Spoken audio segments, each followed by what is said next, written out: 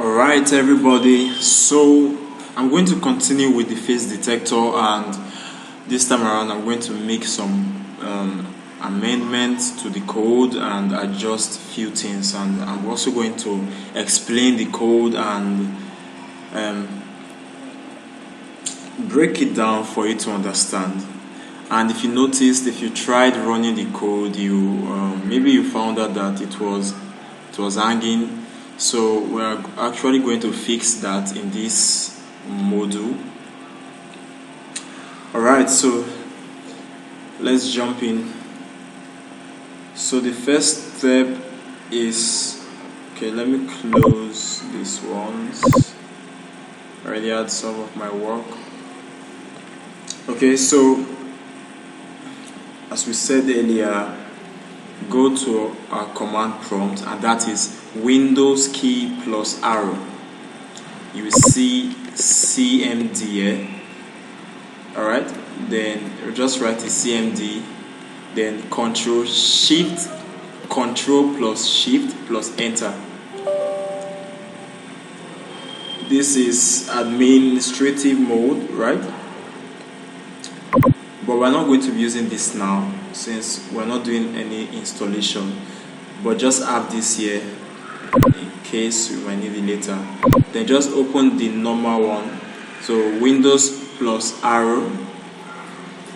You use the administrative privilege mode when you want to install some things in your system and they require the admin to be aware of that. But this we have but there's no need for that now. We can actually have access to and do what we want to do without that. So CMD, then just go and press OK or Enter. Then you are here now. Then this is your root.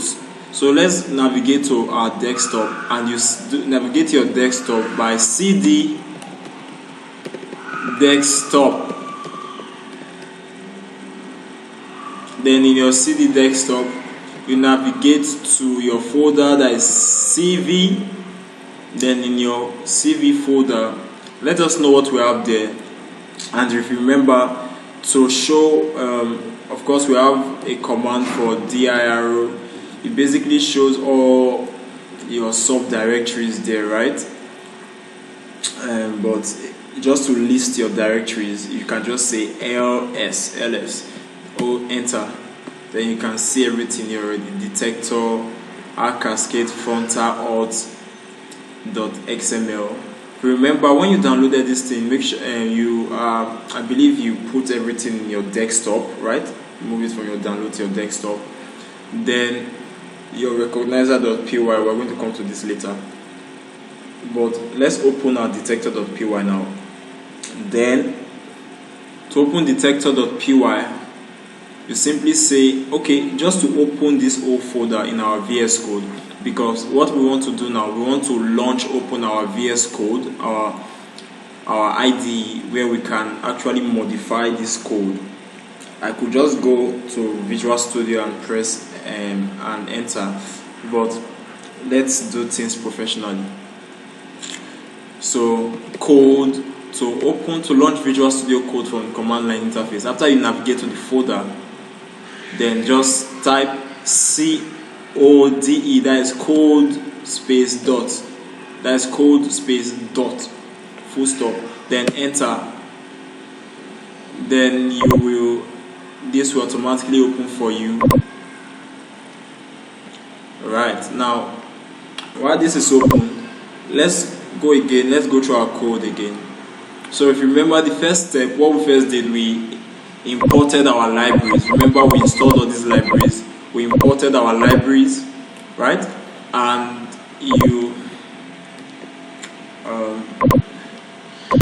let me write it properly. Alright.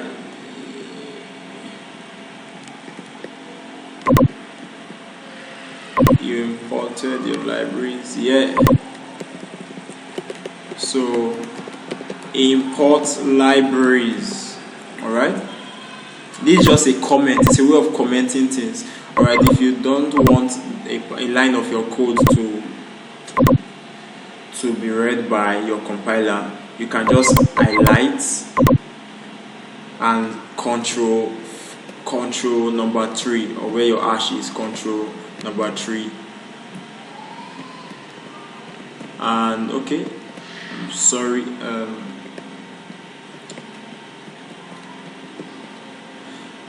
control plus forward slash,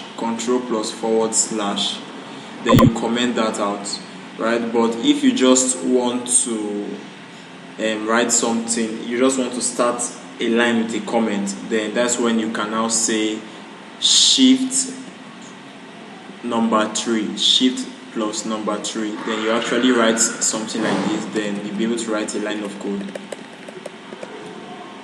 But if you want to just comment a line, you can say control plus forward slash, then you comment that out. So let's continue. Import libraries, then you imported your numpy as np.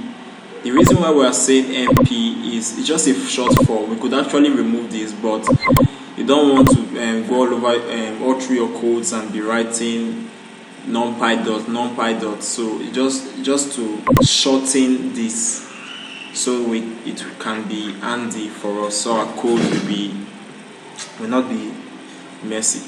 So import numpy as np, import cv2. Alright, this is your open cv. Then import pandas as pd.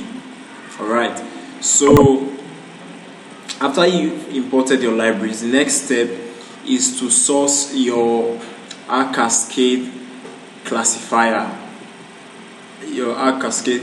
file. We have mainly just one of them, Cascade frontal-face. This is just one of them.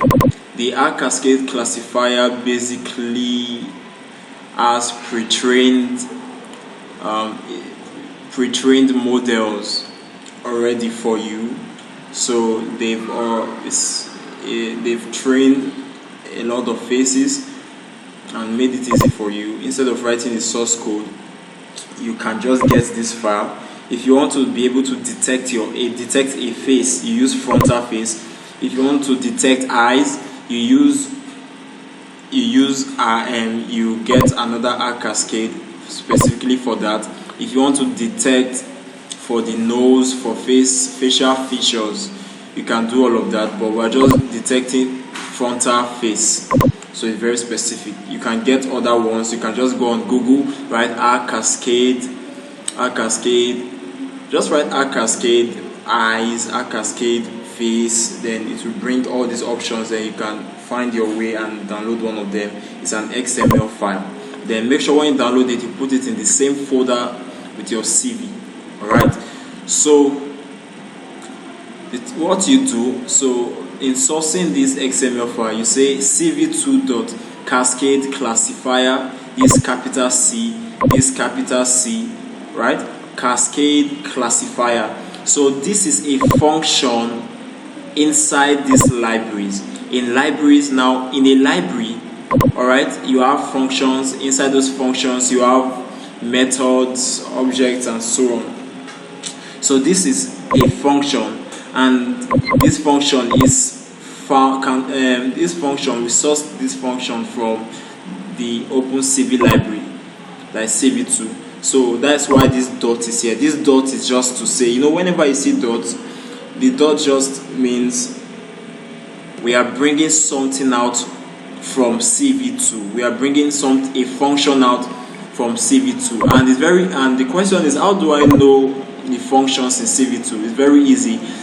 Actually, every programmer spends little time on tutorials, then bulk of their time on Google and Stack Overflow. So you can go on Google, go to OpenCV, just type OpenCV libraries, then they'll bring out. Then you see many of them, and many along with their parameters and what you can do with them. Alright, so you should be fond of Google. Then you say cv2.cascade classifier, then you source this XML file.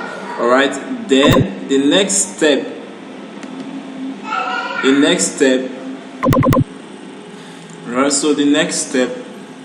is to read your video. Now you want to set not reading, now you just want to set your video.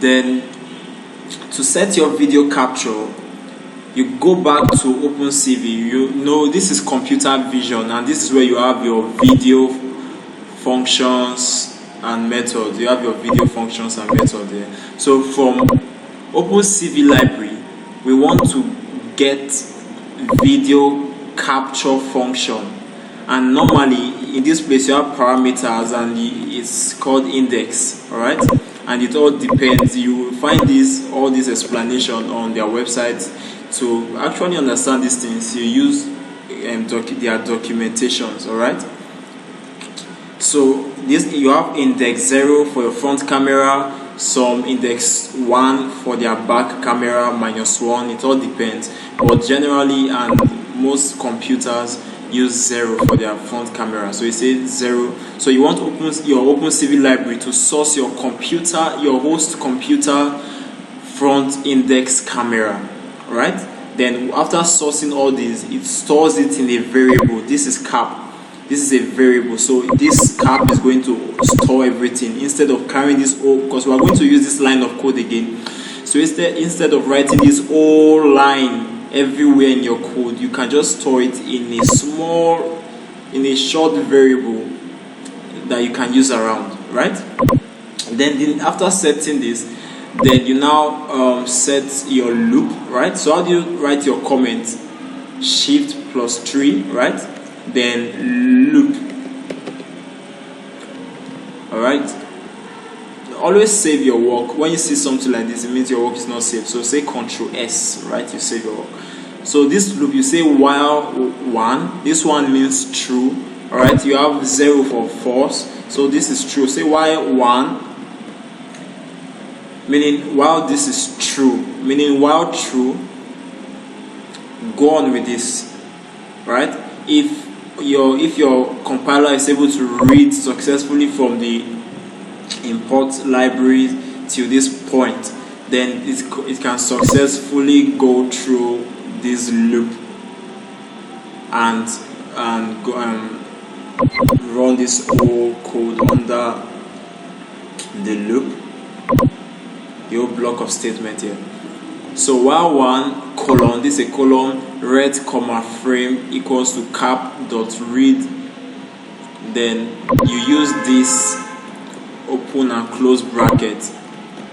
It means it's expecting something. There's a value it's expecting, and that is your read. It wants to read something, and this is it. This is where this is cap, right? This is your cap from this video capture. You stored it here. Now you are using it again. Then from it, you are now bringing out the read. You are now bringing out read from here to actually read a video. And what it reads is normally stored in red, comma frame, right? And this frame is actually the image. It's actually the image it gets to read. Alright, it's actually a portrait of yourself or the image it gets to read from the camera. That is the frame. Now the next step is your gray. And for this gray, the reason why we want to now, whatsoever it reads from here and stores in frame, we want to convert that, because it's obviously going to be a colored frame. So we want to convert that frame to gray mode. The reason why we are converting it to a gray mode is to help us with better accuracy. If we might not need this here now, but I'm just putting it. But let me just explain it. I will comment it out later, or let me just do that now. So for this gray, the reason is because if you are training, for instance, you can be training your model with bright images, right?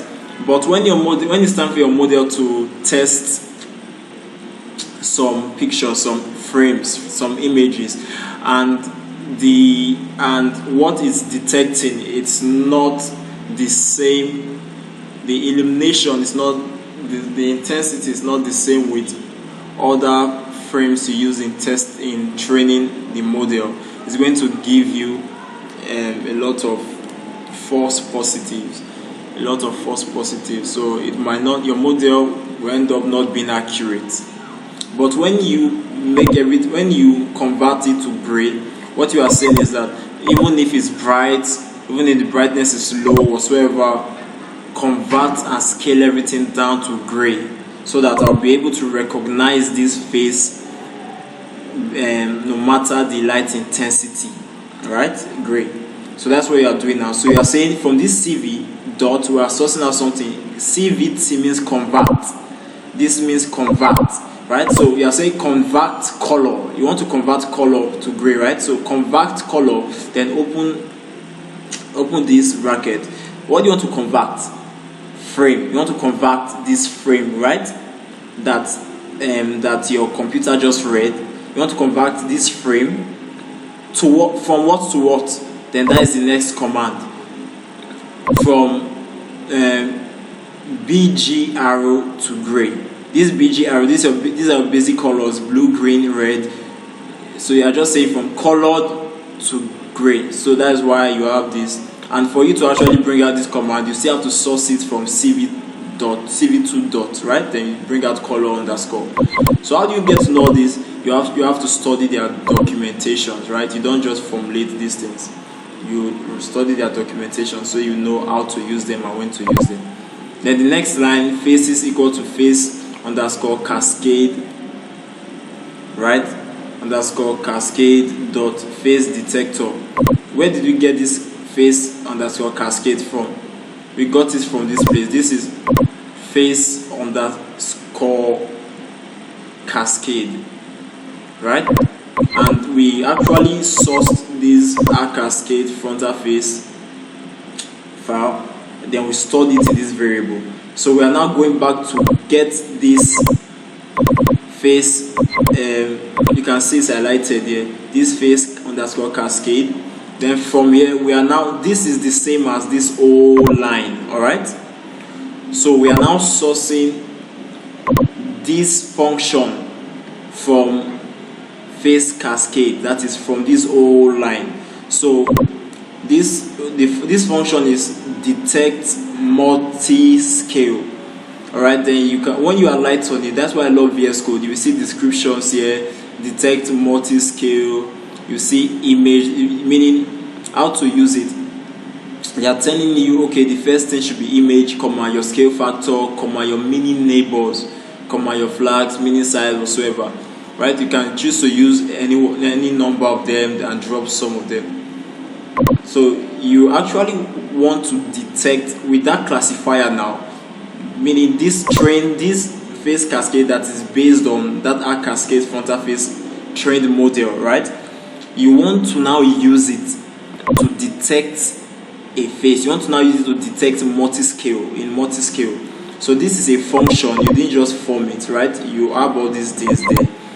Detect multi-scale. Like, what do you want to detect exactly? You want to detect what? Gray, right? You want to detect gray. All right, you want to detect gray. All right, so we could actually come here saying frame.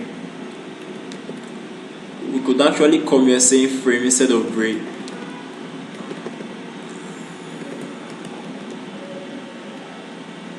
Instead of gray. But okay, let's just go on with the example. So let's take that comment out. So we are working on gray, comma, on gray, then comma your scale factor, comma your 5, then you draw your rectangle.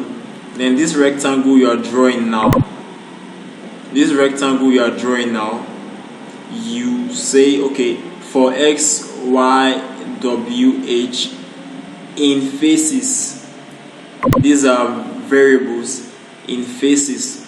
They are not yet specified. You could actually say a, b, c, d, e, a, b, c, d, meaning you want to draw a rectangle, and the rectangle has 4 corners. A rectangle has 4 corners. Alright, so in drawing a rectangle, we want to draw the rectangle on a face, right? and we want to draw it on our frame. So in doing that, we say, and you remember a rectangle has 4 sides, right? A rectangle has 4 sides, and that's why we have 4 variables: x, y, w, h. The x for horizontal component, the y vertical component, w the other side, the w is for width, and the h is for height. So x and w are both horizontal, y and h are both vertical. So we're going to be using them here. So, but these x and y, these are our origin, right? These are our origin, and the drawing of the rectangle is going to start with x and y till it starts increasing and till it forms a perfect rectangle on the face. So how do you do that? So it's a loop on its own. It's a loop and it's continuous. So you say for into bracket x comma y comma w comma h in faces colon. Then go to the next line. Then use your tab key to indent your work. Right? Your tab key to indent your work. For instance, you can use your tab key to indent your work going forward like this. So your work will be neat. So you say CV2, from that CV2 library dot rectangle. You want to bring out a shape rectangle, right? Then you open the bracket. Where do you want to draw this rectangle on? A frame, right? Then you say frame, comma. Then this next variable is your parameter 1. You can see them here already. You draw the rectangle on image, then parameter 1. This is your starting point. This is your ending point. Alright, so it's going to start with x comma y. This is the starting point origin, and this is your end point, and this is x comma y comma w plus h. Then this is the end point. Then these are your colors. If you remember how colors work, look at it: image, start point, end point, color, then thickness, right? So image, start point, end point, then into bracket this your color, then close bracket, comma, your thickness. So if you put this at 10, your rectangle is going to be so thick. This is for the color of the rectangle, right? For the rectangular detector frame. So this BG arrow, this blue, green, red. If you say this is the highest number it can take, it's from 0 to 255. So if you say 255, 0, 0, you are saying green and red should be 0, white, blue should be the highest. Meaning you are saying the colors should be blue. But there's a way you can mix these colors to get other secondary colors, right? Then now this is where our correction starts. If you notice when you tried running this code, you probably got an error, but we are going to correct that. Notice the horizontal, this vertical. Then right here we have to now add the horizontal and the start point, the horizontal and the other horizontal components. So you say x plus w, right? Remember w is your width, then comma y plus h. So you see they are the same. So x horizontal, comma vertical. So that's what you are doing now. It starts from here, then it increases to form a perfect rectangle. Start point, end point, right? Then comma your color and everything. I hope you understand this now. Then you go to the next line. ROI underscore gray equals to. Then you are working on your gray image again. Then you are saying y colon y plus h, meaning you are mapping y plus h, this vertical component. You are mapping y plus h to y. You are updating it. That is the meaning of this. Instead of saying equal to, you use colon. It's a way of mapping it. You are updating that variable. Then comma, you are mapping x plus w to x. All right. Then you are using a way to easily manipulate the the parameters in a variable already, you use your square brackets, not your normal brackets. Then after that, for your grade, then you store it here. Then you do that for a frame. Then you store it here for the color. Then the next thing now is to show our image, right? So show our image. And how do you comment this? Control plus forward key. You've done that now. Control plus forward key.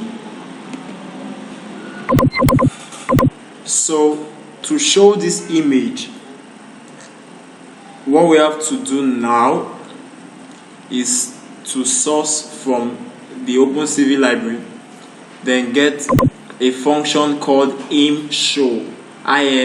Then show imShow. What it carries the window name, right? If you highlight and look at it, you see it's a function. It carries the window name, the name of the window, comma, the frame itself, the image itself, right? So you say cv2.imShow bracket image. You can call it whatever you want. Could call it Rolly, could call it Charles, could call it Lakon, whatever you want to call it. But I just got my image, then comma frame, right? It's acting on the frame that it's showing. So this is going to display the frame on the screen for you to see what the camera is actually reading. Then after that, you want to be able to cancel, to escape and exit that window. So this is the code for it. You say CV2. So from CV2, you bring out the function called wait key. This the case in capital letter, wait key into bracket 0, right? You could actually use any number, right? Wait key meaning it won't spend, meaning this is the time limit, meaning wait for number of milliseconds. Then before you cancel, so you are saying CV2 equals dot wait key bracket 0 and 0 times ff, right? This is an hexadecimal.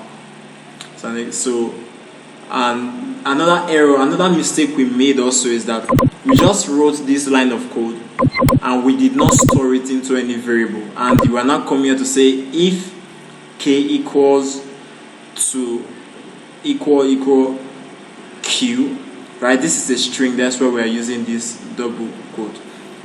Now what is k? If you go through all the code, you won't see k, but this is actually our k. We forgot to do that. So save. So we're now saying if k, right, equals to q, meaning 1 equals to q, then this is a colon, right, break. Then once you break, automatically it will release this capture. It will allow this capture to go. It will release this capture. So this, we are now bringing out another. We are bringing out this. This is a function. It will. This method is automatically called by subsequent video capture open and by video capture destroy. So it destroys the window, right? Then the last code is cv.destroy all windows. Destroy all windows. Then finally closes the window. So let's run our code now. So cv2. The way you run your code here, you say Python space detector .py,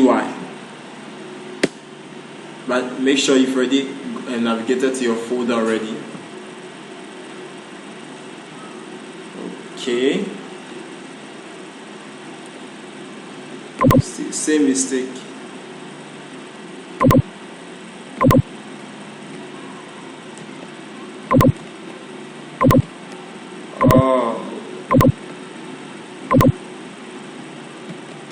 So let's do this again.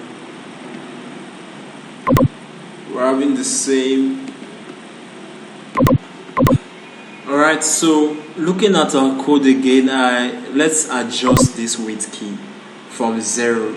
Okay, first of all, let's look at it. What this wait key does, it waits for a key event infinitely. for a delay, right? And I think that delay is what is actually affecting our code. So let's change this from 0 to, let's say, 5. Ctrl S to save. So let's run our code again.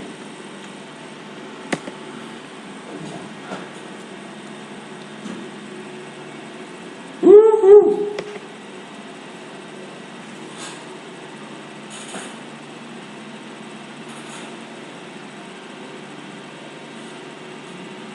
Come on, come on.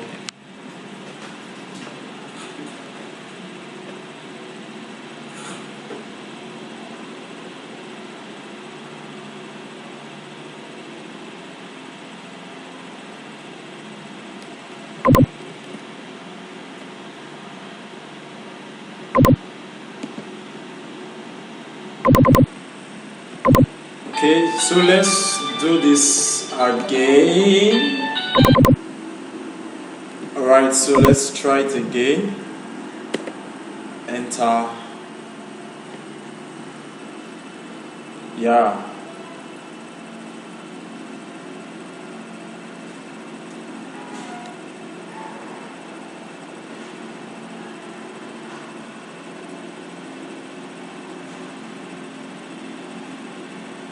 So you can see it's actually detecting my face. Alright. So that was it there. So once again, thank you so much for watching. In the next module, I'm going to explain how to push this code to your GitHub account. Then we are going to go deeper in this computer vision. Alright, see you there.